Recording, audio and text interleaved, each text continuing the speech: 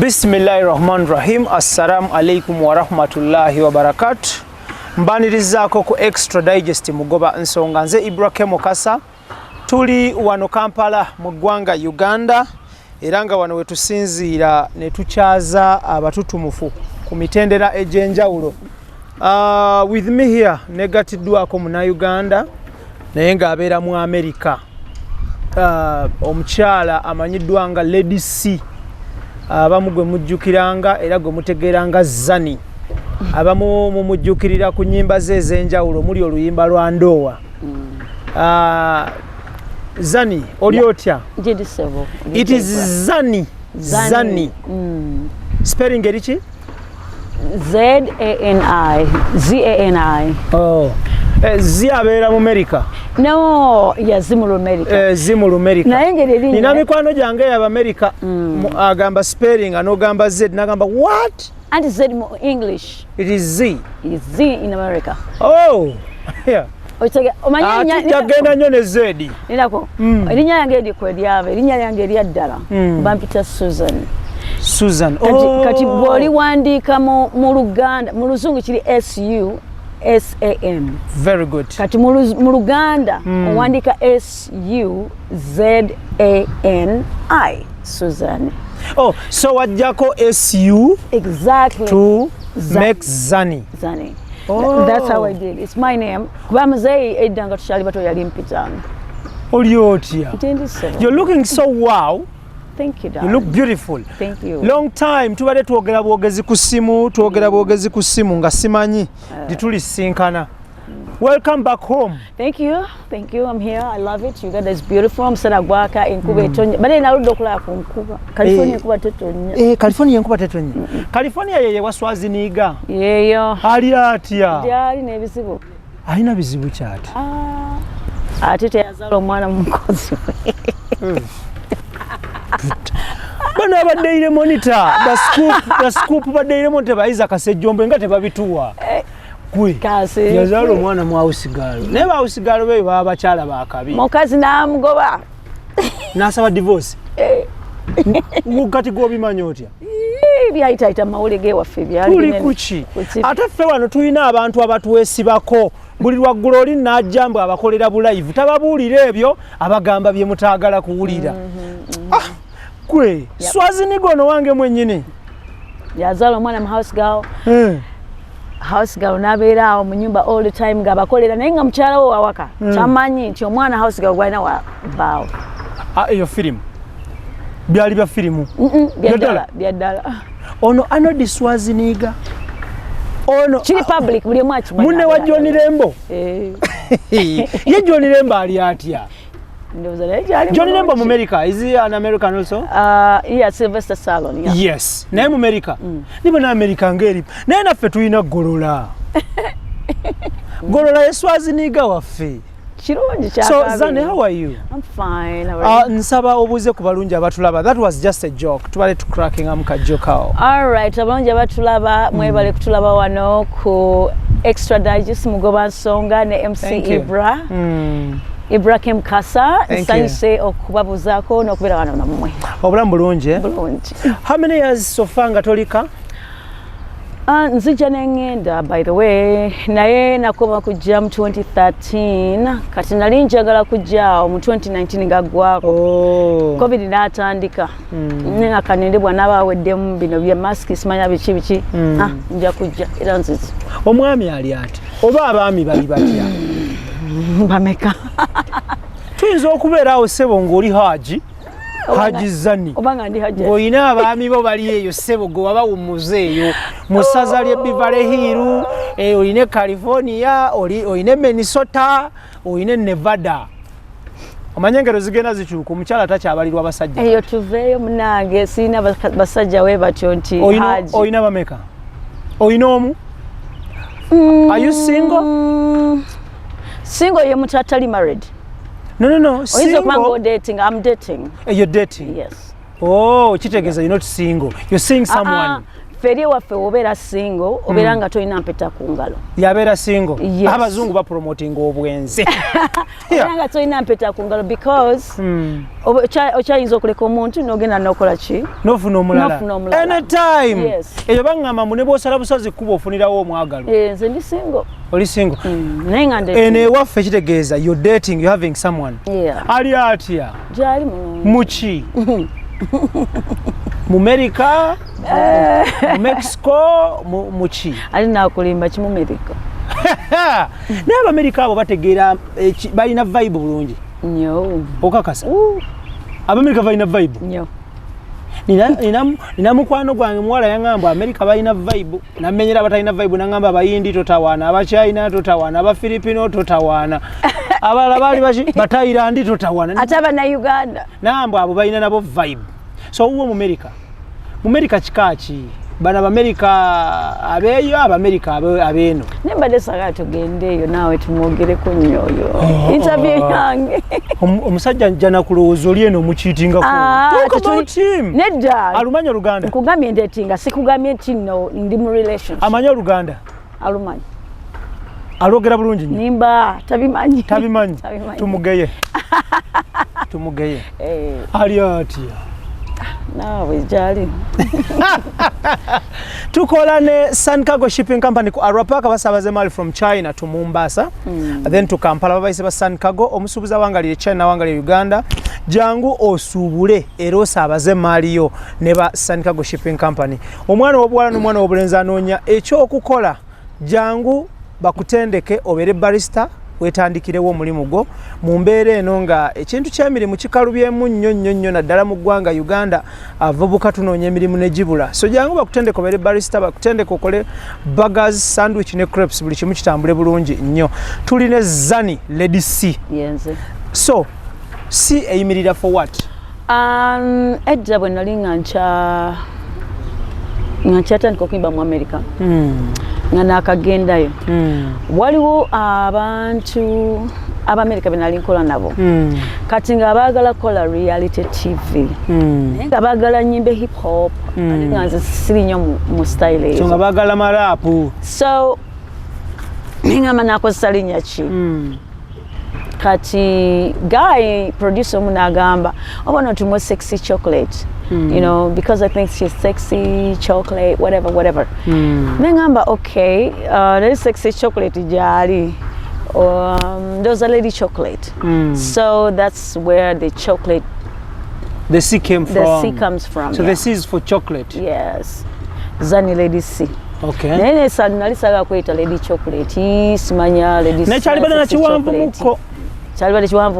But Lady C is a bit nengamba bwe nakula naba neita sexy chocolate oba lady smile lady chocolate yenze ZANIE Lady C. That's it.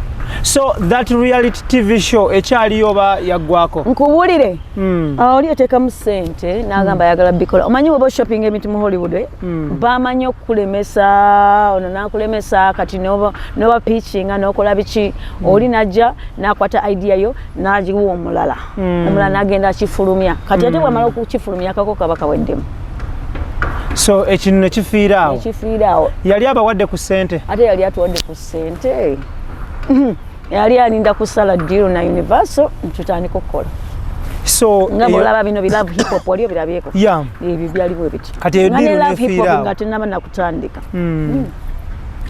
so America ekuyisize etya America simbi na tesinyangu nnyo kyekikalu bya America because kati fa abamu tuteekateeka family zaffe zitwala fenna ne bamaama baffe abaana bakyalina amaanyi agawalampa obudaala bw'ennyonyi fenna tugenda nga tonnaba kugenda weesibezi oba 3 oba 4 tujja kwesiba 4 it's very hard etya nti bw'otuukayo mu America buli kimu kyonna olina okustandika from scratch first of all oba wasomako empapula zo tezikola mu America olina okuddayo osome mu nsi yaabwe oba musawo oba oli munamateeka oba musawo waliwo kagamba careers ezimu bwe zityo osobola okutekinga state exam bw'ogiyita inshallah mukama nakuyamba osobola okukola ki okuyitawo amangu naye ate bo baagala nnyo abantu nga bafunye education mu nsi yaabwe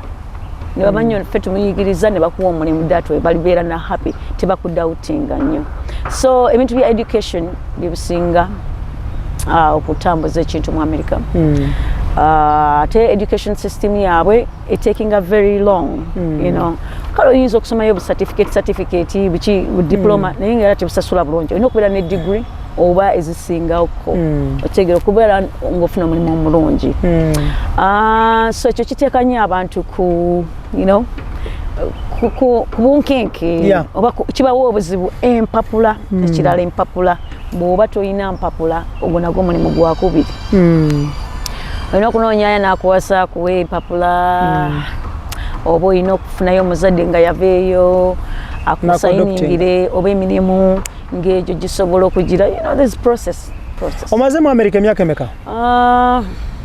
America giweze oba nga abiri. Njagala otunnyonnyole at what rate do Ugandans get these papers, documents, empapula oba citizenship rate eri etya? I really cannot tell you at what rate in terms of percentage, in terms of speed. Percentage. Jia, community affair ogiraba. Nene yalabika ntono naye nga nene because you can't keep track of that. Mu East Coast ndowooza baba lwisa nnyo, it's very slow on a very low rate. Naye ate bwodda mu West Coast empapula zangu wamba na Uganda abamusanguwa kisiza ne ku status yo. Gwe empapula zakutwalira bbanga kyokufuna? Ezange kwega nazifuna kyali Uganda. Oh, that is very good. Nagenda okuyingira ensi nga nina empapula zange. Okay. So wano kyakutwalira ki okuzifuna? Kyakutwalira bbanga kyokuzifuna ng'oli eno? And how does that work ng'ozifunidde eno? Ate oyinza okufuna ka green card, oyinza okufumbirwa omuntu nga mu America ali wano, oyinza oba omulimu ne gukusindika.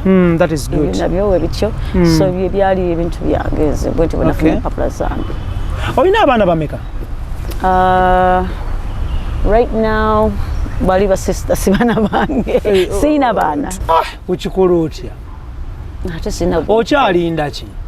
Sina kininda oba ekintu tekinywedde nga tekinywedde oba kinywedde nga kinywedde. You know, protection. I'm always a fan of protection.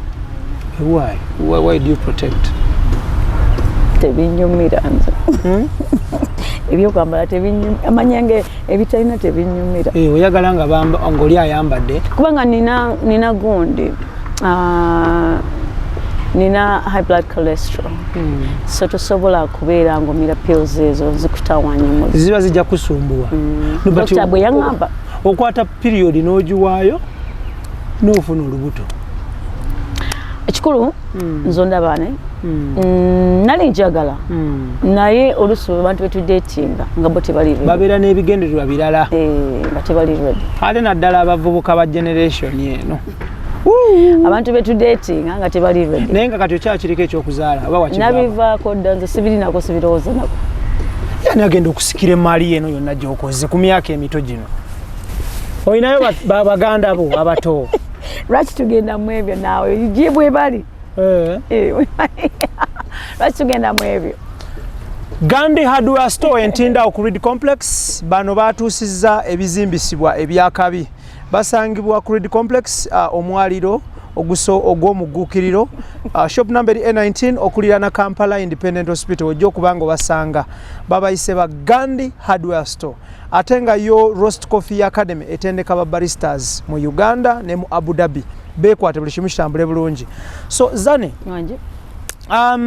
just a reminder, abantu tubayimbiremu oluyimba olwo lwe basinga okutegeera. Okay. Orlando. Yep. My God, Ibra. Olwerabidde. Sirwerabidde ndomanyi. Ngambale siri ready. No. Yeah, ate omuyimbi wetaaga nonya kikale kanonye bannange Ibra nawo. Londa ku kia ziri awo. Oba ofuna kia tricycle oba ya ki ezo. Kale kanei.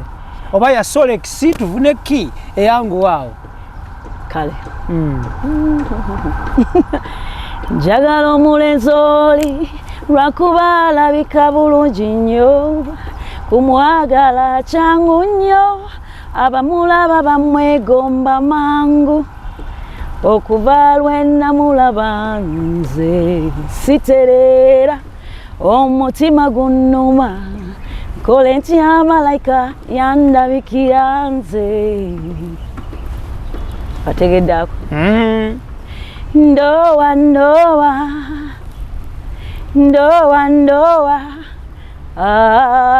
ndowa uno mulongo ndowa he ndowa ndowa ndowa mwagala. Thank you. Okay. Ndowa kitegeeza ki? What does ndowa mean? No, omanyi bwe wandika olimba ng'onoonya the phrase that fits in the pocket. So nenoonya erinnya ly'okuteeka mu pocket eyo nga siriraba. So I had to come up so with a word. So watunuulira amannya ng'amannya Joseph panvu nnyo terituulawo, Serunjogi, Kamya, Kanyike, Kanaabi, Lukwago nga tegatuulawo. Tegatuula ne ngamba ofuna ndowa. Nefuna ndowa. Ne nkiyiiya ne ngamba omanyi it's the phrase that fits in the pocket and that's what happened. Okay. Yeah. So that was your first single or that was your breakthrough single? Olondooza lwe lwalinga breakthrough at the same time lwe lwalinga first serious song from me. Kubanga ogezaako n'okola ebintu ate n'otobifulumya. N'ogezaako n'okola kino ate nekitakola ki. Oluyimba olwo walurecordingira wa? Eri mu US. Mu US? Ng'omaze okugenda olwo ovudde wano ogenze? Oluyimba olwo lwakuba nnyo nnyo nnyo nnyo nnyo naye tewaperformingira abantu luyimba olwo. Why? Anti ebiseera ebyo saasobola kujja Uganda nali nkyeyiya. Kwegamba nalukolera nga naakagenda.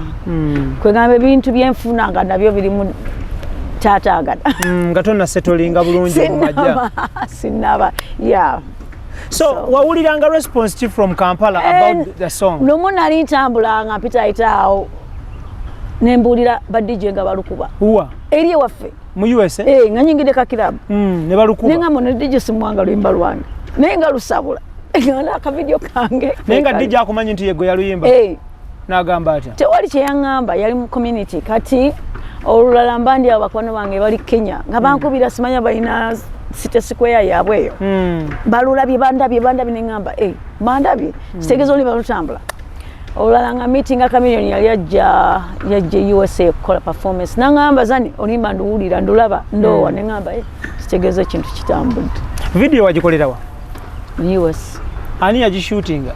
Musajja Munnakenya muvuka bali awo Munnakenya naye akoleranga movie company Bajita Goa Studios, something like that. Yeah. So oluyimba lwakumalako dollars mmeka audio ne video? Whoa, eri ebintu biri expensive bra. The challenge gye tulina nti oweere Bulaya ng'oli muyimbi. Ensonga embadde njagala nsaba tugimenyemenyemuko. Kubanga challenges abantu ze bafuna eri.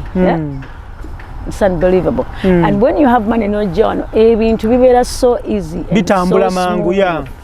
Kati munnange oluyimba olwo lwokka. Nsobola okugamba nti lwandyako omuda ogwa dola omutwalo gwa dola gwago nga totaddeko marketing, just production. Yep. Totaddeko nyigaayo tukola kino so bwogattako bino nti marketing airplane na biki zalinga mmeka sente no zaagwa ebyaddala nga mitwalo emeka egya dola ate gyali mitwalo mingi. Naye ndoba wanga gumu kitundu awo. Around gumu kitundu. Gye mitwalo ebiri kitundu all together. Naye kyasinga okunyiga yali production eri.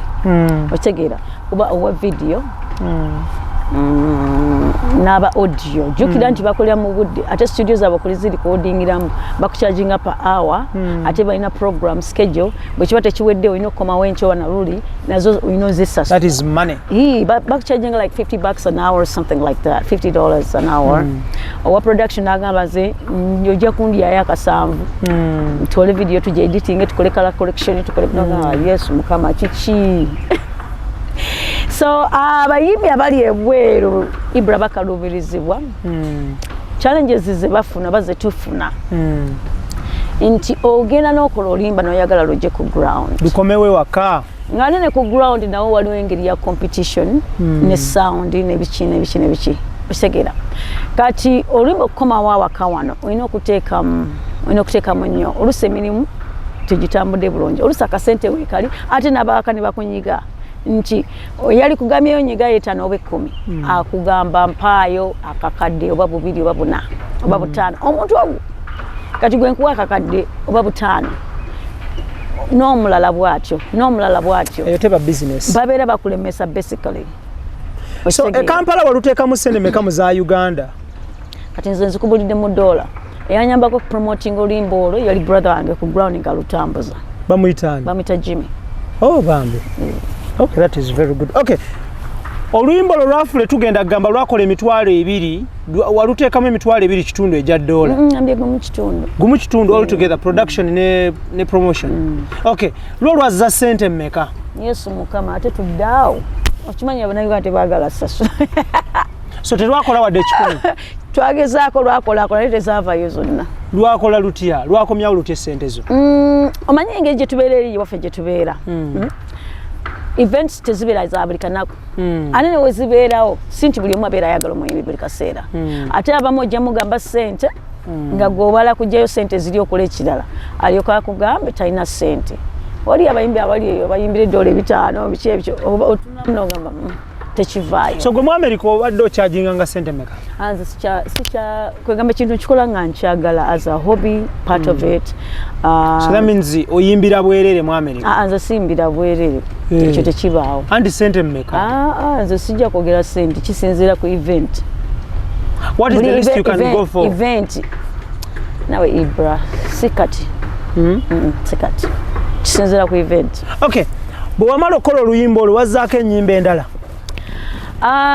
Nazaako ennyimba endala naye ate tezaatambula nnyo kwegamba nakolako n'abantu abalala naye nga bagezaako kunzizamu eno style eriko eye Kampala na biki naye tekyavaayo bulungi kwegamba engeri gye nali nzize nga nina different taste kati kino ate tekyavaayo bulungi nga bwe kirina okuvaayo so ne mpulira nga olina okusika emigwa njokyayo ate okwokyayo nga bakwokyayo baagala oba okye kinene kikulemesa Ibra oba tokola ntaddemu akasente ate nawe owoza njo kyayo ate waliwo n'abayimbi abakuba ebikono okitegeera bano babeera mu diaspora tebayitawo lwaki bazanyira mu budde bwaffe mu airtime yaffe simanya bubiki okitegeera so bakuwa embeera eri ekalubiriza n'ogamba kiki kyo why kanjira nfokasinga ku bintu ebirala kubanga music eri oba tokoze nnyo era music tasasula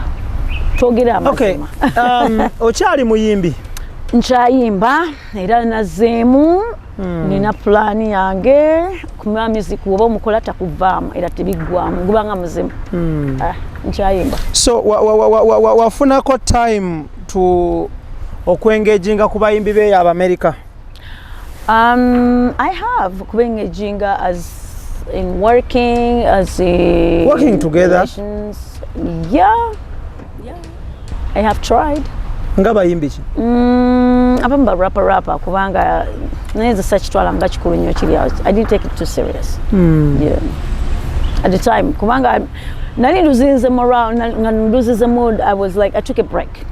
Yeah, natuka nenga kan taking a break oyimba ibintu tebitambula olimi lwoyimbiramu oluusi audience jogezaako okusika. You have to make those things work, you understand? Yeah. So bwe oyimba Luganda ate bali bawulira Luzungu, market is very small. Yeah, your audience is very small, it's only for your community.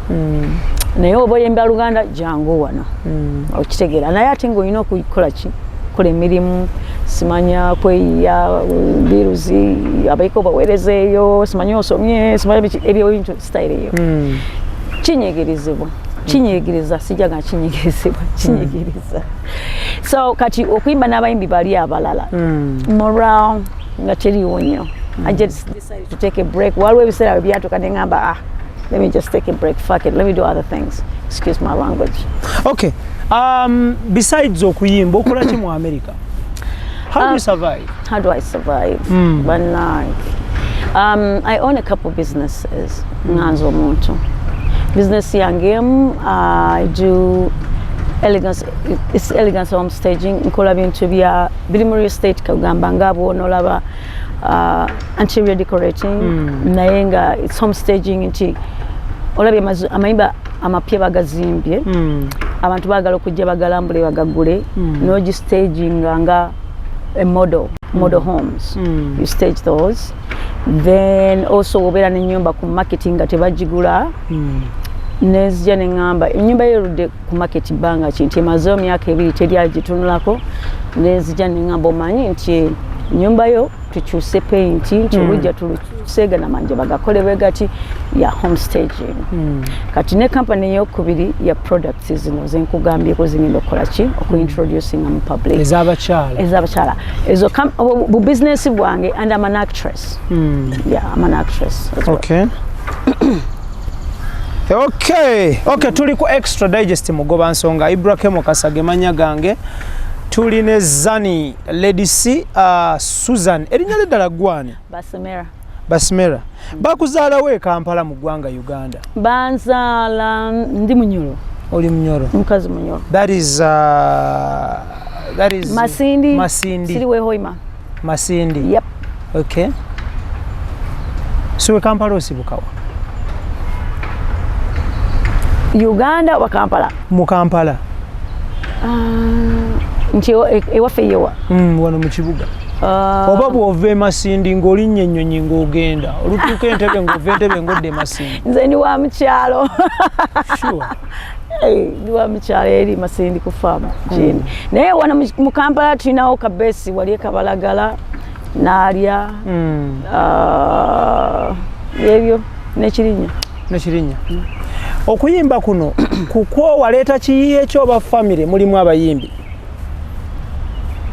naleeta kwange go wakitandika oba waliwo abakusooka okuyimba in your family wali abasooka okuyimba mu family yange naye ate nze nga nkyali muto taata waffe yasasulanga school fees n'amala okusasula n'asasula nga bonagamba nti ntuto omwana wange avudde mu kirasi kamutwale mu babysitting yatutwalanga mu kasomero kalingawo awo naye nga kayigiriza abaana okuyimba music kasomero kasangibwa wa sibijjukira nali muto akasomero sikamanyi linnya naye nga bono twala omwana wo mu daycare nga avudde kusomero nga nkyakola mwana kamuteeke mu daycare nga alina akasomero katutwalawo awo ku kyalo nga waliwo abasomesa bayigiriza music okuyimba mu kwaya biki taata wamwe yabatwalanga okuyimba ne baganda bo waliwo omukulu wange omu yali abiyimbayimba ogamba ye Shanks Vivid ye yasalawo n'agamba ayagala kubitandika actually yabitandika nga muzeeyi afudde bino ebyokuyimba mu public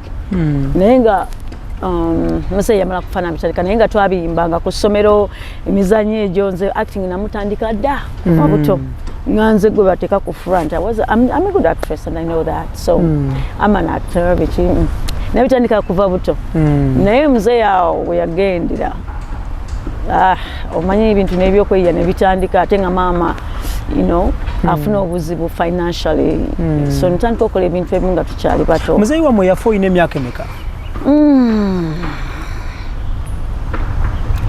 oba ndowooza gyali 15-16 wali osoma kyakumeka nali ngenda mu senior 3 wasobola okusoma n'omalako nasoma nenkoma mu senior 4 nemmala nengenda nembeerawo actually nembeerawo nenjiga wano natekingamu obukosi nafuna omulimu bino ebyokuyimba byetutandikiza netandika okwesasulira ku ssomero nengenda ku ssomero nensoma bino bya technology ebiki computers ebiseera ebyo nemmala nga bwenyimba nga bwenesasulira naye nga tebyanyamba saafuna mulimu nenzira mu US nenzirayo ku ssomero kubanga ate nayo mbeera ndala nnyo so nenjoininga community college eyo nentandika okusoma brother wo ali talented musajja wa kabi alina engeri yonna gye yakuyambamuko musically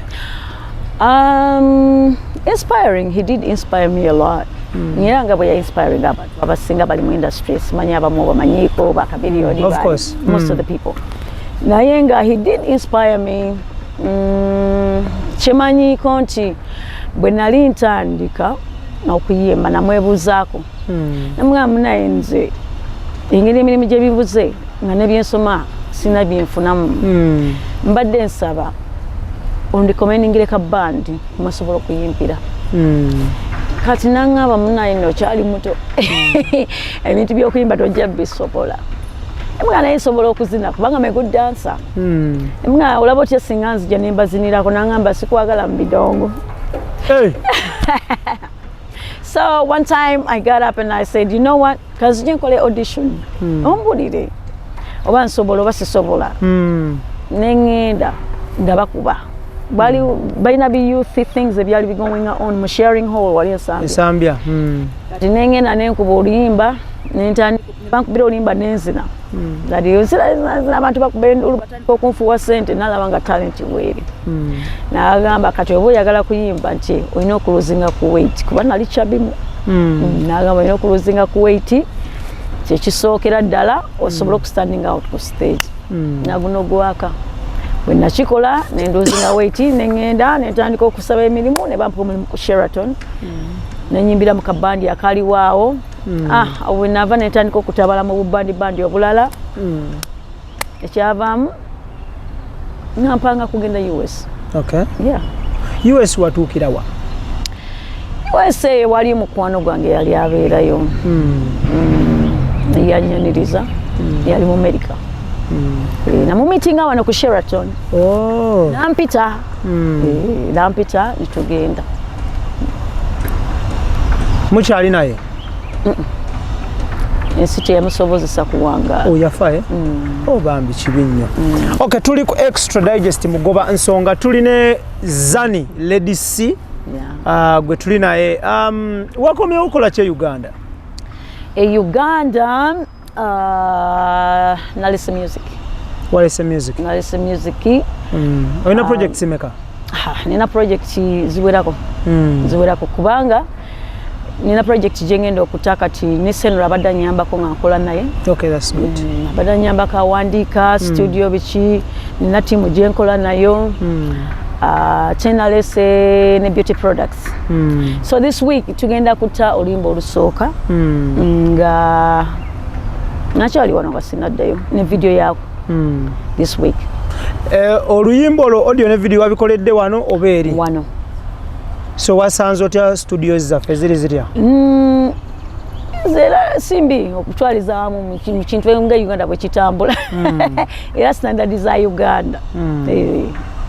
Bw'obeera mu America ebbanga ly'omazeeyo ng'omuyimbi besides okuyimbira Ugandan community wali performingeko awalala wonna ng'oggyeko Ugandan community?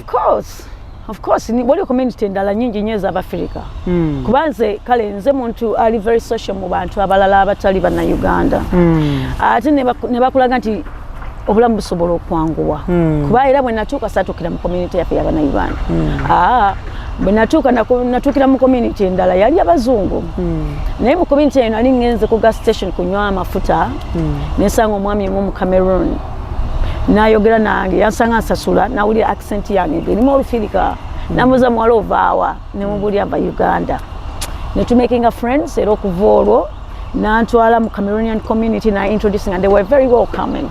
Music we yatandikira ate naye yali muyimbi music we yatandikira nekolera mu community yabwe for like a couple years ngamba kubira event nenzira mu Nigeria nabo ngamba kubira nenzira mu Bakongo nabo ngamba kubira Kenyans the same thing kati ate nenani nga mu community y'abana Uganda luvanyuma.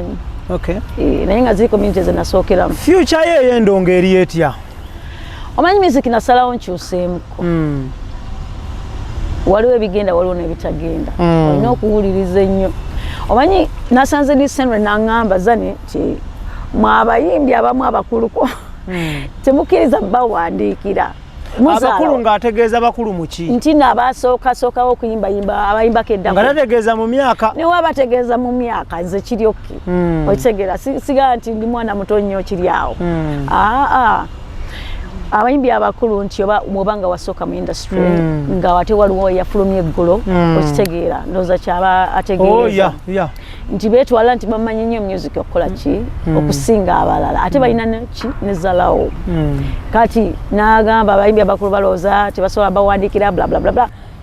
Olina okubeera ki ne mentality eri adjustable of which I am. that way. So nze ne mugamba naye gwe wandika byowandika tukube endongo nange nina byenina tutabikemu ekintu kitambule bwe tutyo but nga nisema future y'endongo erabika bright okusinza ebbanga linatwala nga simba. I was studying something.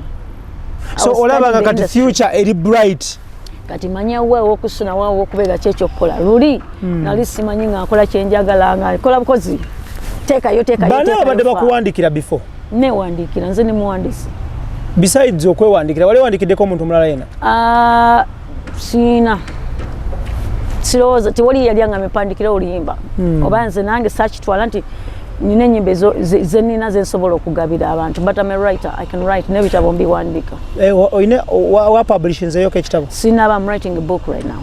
Kiri mu pages meka so far? Those pages bweranga 21 naye ng'osuubira ogenda kiwunzikira mu page mmeka? Sina kukituuka na half. Njagala bu page wakiri buwereko nga 10. Otunuulidde abanakisoma? Nsomanyi plani yange oba sijja giteeka wano nti njagala nkiwandiike then nkiggyemu script then nkikolemu movie. Okay. Yeah, that's what I'm building to. Tutunuulire owangalya California. Yes sir. Bannayuganda bangi California. Tutunuulire eddogo n'olugambo eyo mu bannayuganda eyo. Lwaki abantu omuntu alinnye ennyonyi kilometers ezisoba mu mutwalo asigala nga akyakkiririza mu jjuju ng'ali mu nsi ng'eyo? Bannayuganda be bannayuganda nze kubulire banjawulo. Kozi twawulira baali bakulozeeko naawe. Nze tebano simanyi nti oba waliwo eyali andoze tekintukangako. I don't think so. Nze bandoga? Ani yandoga? Mwe tebabaloga? Nze byo bintu sibibirivingiramu ndi muntu wa Katonda nsaba esaala.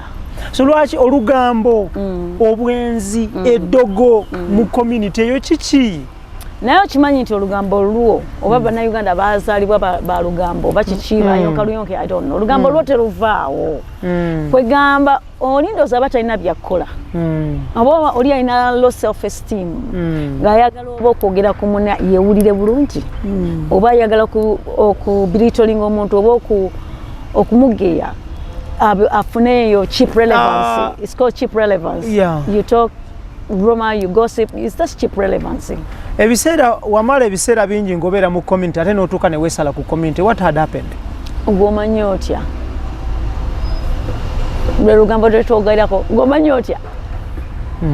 Wali yakodde olugambo? Lwaki wava mu community? Waliwo yakodde olugambo? What happened? So kumbule gw'omanyi otya? Okyabalimu? Mbagendamu. So what happened? Wakendeeza okubabeeramu nga compared to before. What happened? Naye ebintu obimanyi nze siri muntu wa bigambo nnyo by the way. Siri. Ndi muntu wakwekolera bintu byange byempulira byenjagala saga binstressinga saga kustressinga nti gundi yayogedde bwati saga kustressinga nti gundi yagambye kino ate oli akulumbi ate akusiseko ekiviri ku mutwe ate akusambye onakuyida omwiga kubye ekyapa kwati okubyewala. You stay positive and you be where positivity is, not negativity. Okitegera? That's why. Naye sabe salako nti completely ogenda yuko ya naye nga wakendeeza mulimu abalungi mulimu n'abali negative. Lwaki temufumbirwa bannayuganda bannaffe abali mu Amerika ne munoonya abazungu n'abantu abalala abava mu bulamu bw'ensi obulala? Naye nkubuulire bannayuganda bannaffe bwe baba nga gye bali nga bakuwagala nga naawe osiimye osobola omufumbira oba naye asobola okukuwasa. Naye ate wabeerawo ebintu ebyawukana ne mutakwatagana kati nga abami nabo babeerako eyo ne baagala bawaseko ku bakyala beeyo bafuneko experiences endala balabe ki ekigenda mu maaso. Okitegeera? Naye nga kisinziira omuntu buli muntu alina preference ye. Bw'ogendako eri n'osanga ng'oli yakusingidde ng'obeerayo. Bw'obeera oyagala kusigala mu Munnayuganda ng'osigala mu Munnayuganda si kyateeka. Wadeetingako Munnayuganda eyo mu Amerika? Omu. Kyali kitya? Tekyali kibi naye n'asenguka. Lwaki tewagenda naye? Tebyali serious with it. Relationship yamala how long? It was dating. We were not in a relationship. Mwa dating for how long? Just miezi mitono. Nga gumu ebiri Ndozange 5 mukaaga bwekiti. Miezi 5 basically. Banga ngali ali tono nnyo. Wamusanga mu yalina plans ze z'okumuvinga. Naye nga ata muvinga back ino si Uganda musendala. Yali ava mu America agenda wala. Musendala ya Africa. Kati ate nga nze sibye ndiko. Wejjusa okumusinkana? No. Omwenyumirizaamu kyebbanga limu amalamu. Tuli mu amalamu naki kyogamba nti I know. Twanyumirwa. I know. Extra Digest mugoba nsonga kwe tuli ne Zani. Yes. Lady C, sister wa Shanks VVD, sister wa Shanks Monitor, sister wa Benji. Benjamin is my friend. Yeah. Ate oli auntie wa Zahara. Ali ata Zahara Tooto. Zahara Tooto sinamulaba ko nenga jali. Mulaba ku TV nange nduddo mulaba physically but I watch her on TV. That is ngaakola lunchtime show ye. Yeah, she's good. Ali bulungi. Abera bulungi akola nnyo. She's a busy girl. Yeah. N'abakyala ali atya?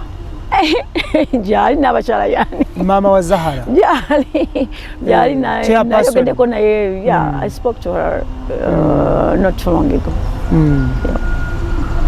Embere kuyisize eti Kampala so far ibanga lyomazeewo. Kampala njagala. It's nice. Temukomawo kulonda kiki? Temwagala nsi yammwe kukulaakulana mu bya bululu biki? Lwaki tugenda mu politics essaawa edo? Lwaki temukomawo kulonda? Because tukyali wala nnyo okuba nti Uganda efuna abantu balondere mu diaspora. Tebannakiteekamu nnyo maanyi ng'ensi endala. Kenya wano Abannakenya balondedde ku embase wano Rwanda babikola. Neve tetunnaba. Lwaki temulinnya ne mukomo ne mulonda? Anyway, kisinziira ku status ya muntu. Tutunire eyo gwe ayina empapula. Lwaki tukomawo kulonda? Because bali balina nabo bibasiba bitegerekeka. Nandi ze ni mu America. Tugira ne tuwerabira totunenya. Oli mu America. Nze ni mu America naye abantu abalina dual citizenship basobola okujja ne balonda. Abalina dual citizenship. Singa status yange ngikyusa ne mbeera American Ugandan. Nja kulonda.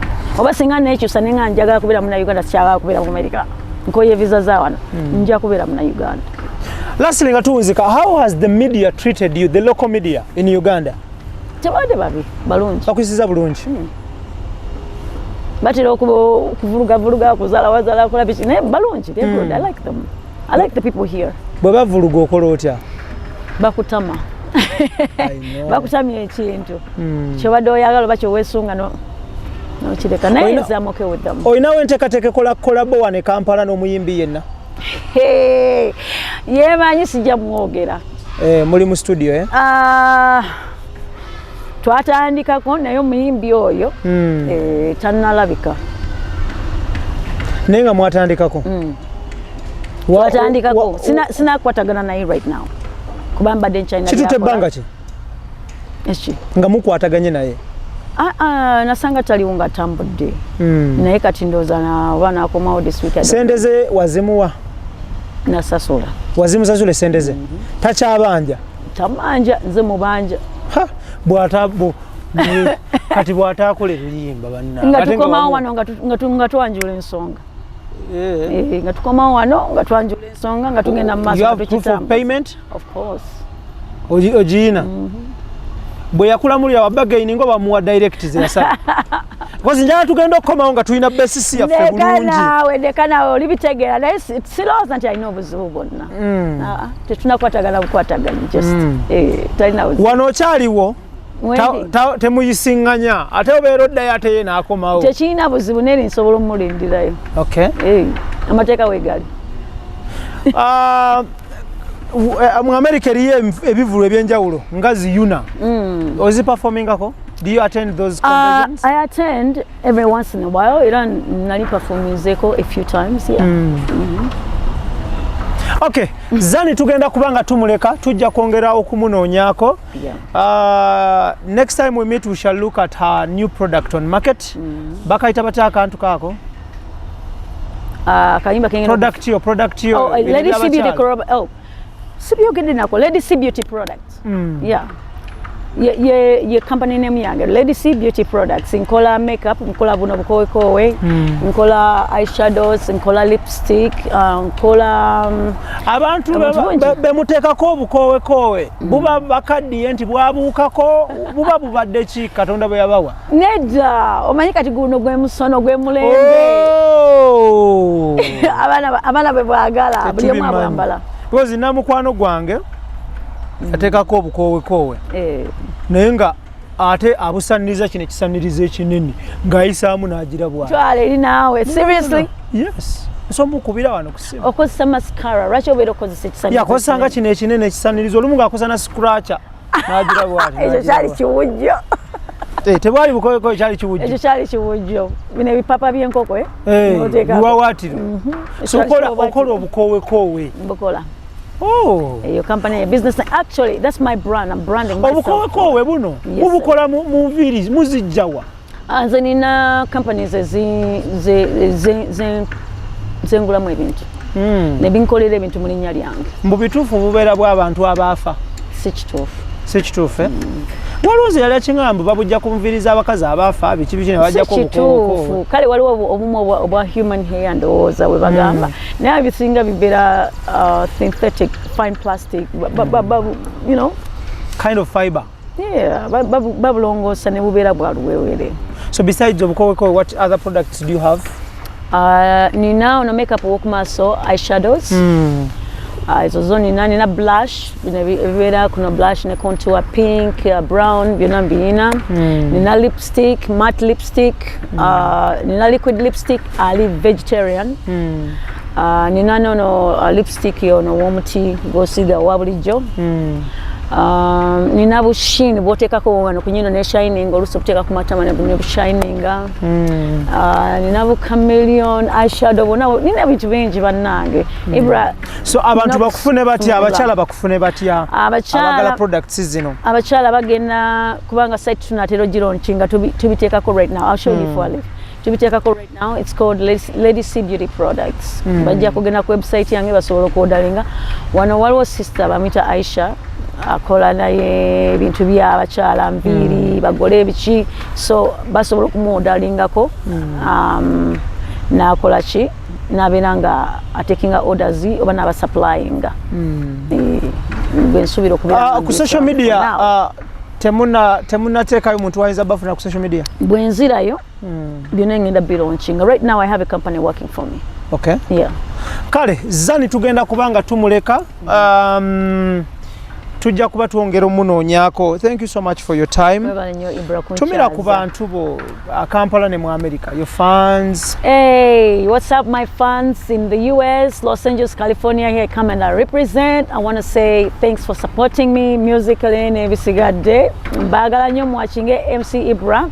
Nawe bana Uganda abali wano Mbesungo balaba incha tugenda ku releasinga yo audio, tugenda ku releasinga video this week and next week tubitambuze mujja biraba. Timu yange weri tukolagana buli kimu kigenda mu maaso. Njagala kubatumira mwenna abafans bange timwe bali kun supportinga and keep supporting me. My brothers, sisters, Shanks, nawe kutumiddeko, Toto, Mami Toto, Aisha, Rhoda, mwenna Uncle J, mwenna batumiddeko. Mwachinge MC Ibra ko extra digest mugoba nsonga akatalekeka abana Uganda bwe babeera ebweru yo nafuna baawe amuleetako wana abeno bamulabe omusajja omuleeta ddi? Nga time etuuse. Time tenatuuka. Nga time etuuse, when the right time comes nja mmuleeta. Okay. Tukiteesaako. Kale tetujja kubanga tusukawo sigalenze Ibrahim Mukasa mbagaliza birungi byerero of course ababade batugoberera yonna ku extra digest mugoba nsonga njako bazaba Sankago aba Roast Coffee Academy ne Gandhi Hardware Store entinda. Thank you so much.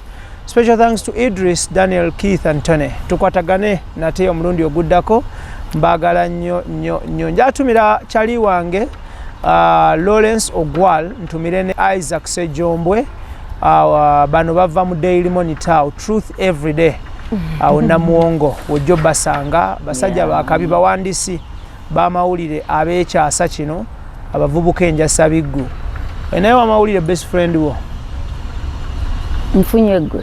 Oh, okay. Kale byebyo nno. Ono mukyala nno mu America abatulaba abali eyo. Shino around no mu America. Tuyimuna mu America wano. Kale. Ne ojja kuntwalako mu America. Ate oli suppose kuja mu September. Naye andi manja anzije ne maama wange n'abaana bange ne family yange saabaleke eno. Bono mulondi gumu. Yes, lwaki baba sigale nokola. Banakuwa visa. I don't know. Bwe baagala banatu bate baagadde bajja kuleka naye zonga kizibu. Sireka muntu eno. Of course najjajja wange naye namutunulidde nga yabiseemuko. America. Jajja wange lo visa 90 years jajja gwe tetulina gye tukutwala. Jja kusumbuwa. Naye no kujja mu yuna buwangamba. N'abaana bange tosobola. Awo tujja bireka. America tesobola mpozi nga bajja omu kumu da. America kasetegera. Hali wajja tugenda omu. Tesobola kukkiriza. Babireke. Sirabika bulungi wano siri bulungi.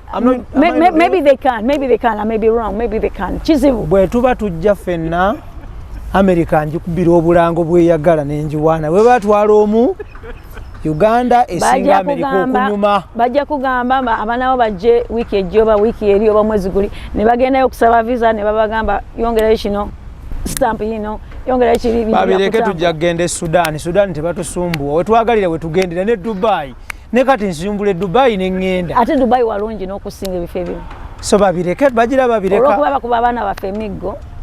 By the way. So anyway, but tuba tujja fenna of course akikolako tujje fenna oba omwomu bagira balindako wewe bagira balindako Ibrahim Mukasage manya gange mbagaliza birungi byerere naye nga tuli no mu America Zani Lady C Susan tujja kuba tuongera omunoonyako next time tujja genda wali products zetu tukole tulabe akitambuza atya bambi wabalo kuyimba kwagaliza birungi byerere products nali agado kwako sample twaleko ku mukyala oba beki nja kueleza obugundi mukyala wange onaamuwa bisige bukowekowe oyagala babi bakuweeki nga bamwe eyeshadow mukazi watugwe tabyagala abyagala naye ndaba tomukiriza oyinza omuwa obukowekowe ne bugwa mu nnyindo nga buli so bati bajja muwe byonna alondeko ebinaabisigaddewo mitwale mu kyalo twali mukyalo mpeka abaana b'omukyalo naye MC Bragwe no but let me tell you something that's where we get blessings from my friend stop nze buli kyenfuna I have to go to the village mbaweeko kale njabiwa nabadde Saudi Arabia nabadde Mecca ne Madina nefuna amazzi ga Zamzam namekinze sure nti ab'omukyalo bagafunako. That's how we do things here. Mukyalo gyenva ago mazzi ga mukisa ekyo kirala naye no product just kati kyogambo bunnakanwaje waffe mu kyalo temusaana oba kyola batajeetaaga kati era kungamba nti Ibro ina kyonjagaza ndeka mpamba we abantu okay kale tukwatagane baganda bange ladies and gentlemen bagala nnyo thank you so much for your time Ibrahim Mukasa is my name I sign out assalamu alaikum wa rahmatullahi wa barakatuh